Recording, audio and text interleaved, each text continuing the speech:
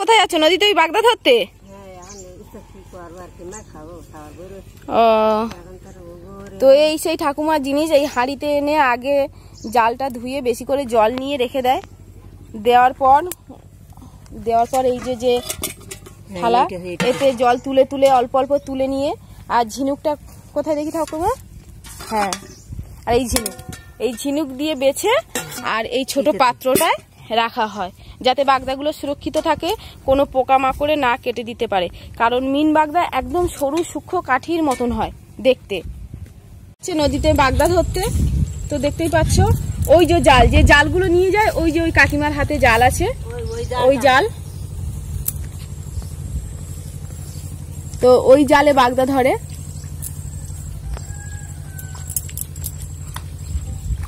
তো এখন এই নদীতে যাচ্ছে ঠাকুমা বাগদা ধরতে, আর ওই সামনে যে কাকিমা যাচ্ছে ওনার হাতে জাল আছে, ওই জাল নিয়ে যাচ্ছে। তো এই একটা জাল, দুরকম জাল আছে এখানে, দুরকম সিস্টেম।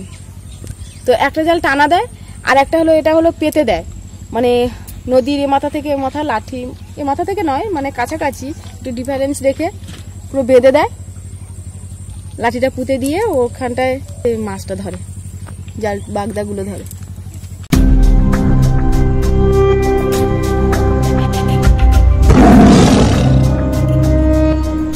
হ্যালো ফ্রেন্ডস, সুন্দরবনের ভূমিপুত্র চ্যানেলে সবাইকে স্বাগত। তো আমরা আছি এখন সার্জেলিয়া 2 নম্বরে। তো নারীদের বলা হয় দশভুজা, সেই দশভুজা মায়ের হয়ে যায় বিপত্তি। তো কিভাবে ঘটে? জঙ্গলে নদীতে মিন বাগদা ধরতে গিয়ে, বাড়ির অভাবে তাড়নায় যে মিন বাগদা ধরতে গেছিল, মিন বাগদা ধরতে গিয়ে সেই মায়ের ঘটে যায় বিপদ। তো বিপদটা কি, যে বাঘ এসে অ্যাটাক করে মাকে, সেই মাকে ফিরিয়ে এনেছিল এবং তার সঙ্গী সাথীরাও গেছিল, কিন্তু জীবনকে বাজি রেখে সেই মা অনেক কষ্টে সেই বাঘের মুখ থেকে ফিরে এসেছিল লড়াই করে। এমনই এক লড়াই করার ঘটনা আপনাদের সামনে আমরা শোনাবো। তো আসুন জেনে নেই সেই ঠাকুমার কাছ থেকে সেই ঘটনাটি। ঠাকুমা, আপনার নাম? উষা হালদার। তো কিভাবে ঘটনা ঘটলো নদীতে মিন বাগদা ধরতে গিয়ে? ও জাল টানতে গিয়ে লাভ মারিয়েছে, পুড়িয়েছে গার ওরা। কিভাবে হলো ঘটনাটা? ও জাল টানতে গিয়ে পুড়িয়েছে, মানে 2 খেজুর ওই হেতাল গাছে সারতে লাভ মারি সার্থ করেছে, আমার গার পুড়িয়েছে।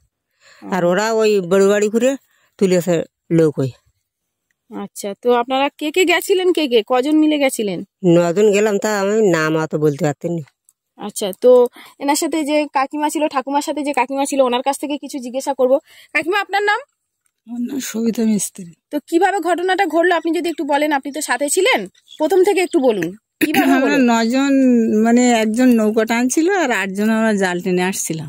বাড়ি থেকে রাত 12টার সময় চলে গেছি। রাত 12টা? হ্যাঁ। আচ্ছা, কিসে করে গেলেন? নৌকায় করে গেছি। গিয়ে ওখানে যে নৌকাটা চাপালাম, চাপিয়ে যখন জলটা একটু নেমে আসলো, তখন আমরা ওখানে নেমে গেলাম জাল টানতে। জাল টানা একটা টানা দিয়েছি, আর অমনি বাঘটা এসে কাকিমার গায়ের ওপর পড়েছে। তখন যে নৌকা টানছিল আমার স্বামী, সে নৌকা দিয়ে এরকম চেপে বাঘটাকে পাড়ের গায়ে নিয়ে গেছে। আচ্ছা, আপনার স্বামী নৌকাটাকে টেনে নিয়ে গেছিল? হ্যাঁ। পাড়ের গায়ে যখন নিয়ে গেছে, তখন ওই বাঘটা ফিরে এরকম নৌকার তলা দিয়ে কাকিমার এইখানটা হাতু মারে। আচ্ছা। আর ও লোক তখন ওই বাঘটাকে চেপে ধরে রেখেছে। চেপে ধরে রেখে হাঁকাহাঁকি করতে, ও যখন ছেলাক পেয়েছে, ছুটে উঠে বনের মধ্যে ঢুকে গেল। তখন কি এই ঠাকুমাকে ধরেছিল? হ্যাঁ, তখন আমরা তখন কাকিমাকে খুঁজছি নৌকার তলায়। আচ্ছা। তলার থেকে খুঁজে কাকিমার নৌকায় তুলে নিয়েছি, নিয়ে আমরা নৌকাটা ছেড়ে চলে এসেছি। তখন কতটা জল সমান জলে ওরকম করছিলেন? কতটা জল ছিল? এতটা জল ছিল, কোমর সমান জলে? কোমর সমান জল ছিল।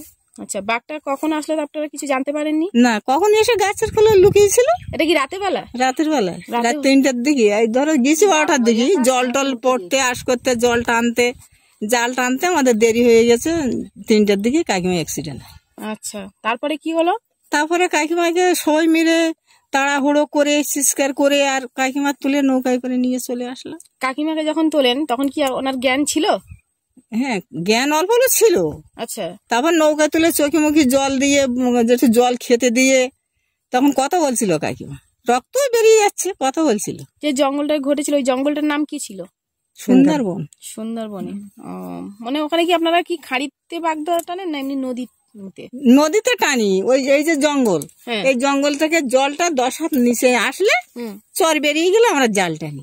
ও যে ওখান থেকে ছুটে আসবে আমরা বুঝতে পারি। জঙ্গলের ভিতর ছিল। পাহাড়ে তো গাছটা একদম ওই দেখো না সুন্দরবন। রাতের বেলা হয়েছিল আর হয়তো দেখতে আর আমরা ভালো ঠিক মতো দেখতে পাইনি, কাকিমা ছাড়িয়ে নিছে এইটুকু ভাগ্য, কিন্তু আমরা ঠিক মতো মানে অন্ধকার বলে ও অতটা আয়ত্ত করতে পারেনি। লাইট ছিল দিনে মানে যে হ্যাসাক লাইট বলে আগেরকার যুগে, ওই মাথায় ছিল। আর নৌকার যুগটা ছিল এইভাবে ধরে নিয়ে টেনে যাচ্ছিল। নৌকায় কজন বসেছিল? নৌকায় কেউ বসে নেই, সবাই জাল টানছে, মানে সবাই একসাথে জাল টেনে, সবাই একটানে জাল টেনে যাচ্ছে 8 জন। আর একটা লোক নৌকা এরকম ভাবে জঙ্গলে গাদি দিয়ে টেনে নিয়ে যাচ্ছে। নৌকাটা যখন আমরা ঘুরাবো বলছি, কাকিমার বলছি কাকিমা তুমি নিচের দিকে নেমে এসো, কাকিমা পাড়ের দিকটা ঘুরছিল আর নৌকাটাও হলো ঘুরিয়ে নিচ্ছে। আর এই নৌকা কাছাকাছি এসে গেছে, বাঘটাও নেমে গেছে। তখন ওই নৌকার গুঁতো দিয়ে কাকিমাকে উড় করে ফেলে দেওয়া হয়েছে, দিলে ওই বাঘ তখন ঘুরে উঠতে গিয়ে কাকিমার ওই আঘাতটা করেছে। আচ্ছা আচ্ছা, অনেক টাকা খরচা করে ওনার বাঁচিয়ে গেছে ছেলেরা সবাই। তো আপনারা সবাই কি মহিলা গেছিলেন না পুরুষ? পুরুষ ছিল, দুজন ছিল।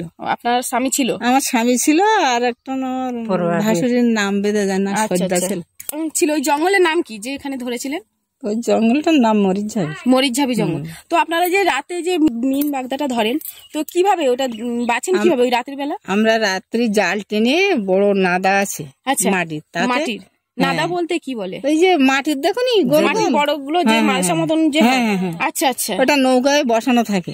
ওর থেকে থালায় করে এরকম জলটা কাটিয়ে নিয়ে কেউ টস মেরে, কেউ বড় লাইট দিয়ে এরকম বেছে বেছে আরেকটা হাঁড়িতে থোয়া হয়। ও মানে এই ডিশে এরকম সাদা ডিশে আর এই ঝিনুক ব্যবহার করেন?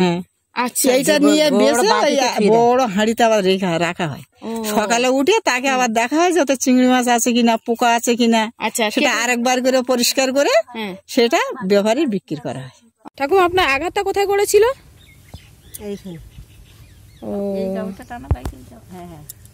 আচ্ছা আচ্ছা বাবা,